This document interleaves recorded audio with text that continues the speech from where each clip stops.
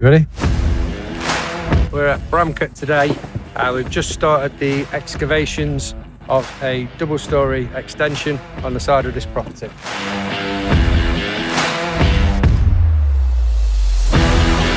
The double-storey extension is to increase the footprint of the client's property, which is going to provide a much-needed downstairs utility space and a secondary lounge, with an upstairs office and an additional bedroom.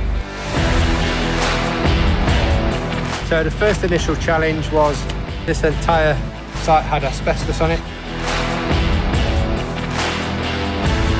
So we had our asbestos contractor in last week, removing all of the roof on both this house and the neighbour's house, as obviously we cannot work on asbestos. That's now made the site safe, so we've allowed us to bring the diggers in to start the excavation of the footings and the clearance of the site, ready for pouring on Friday.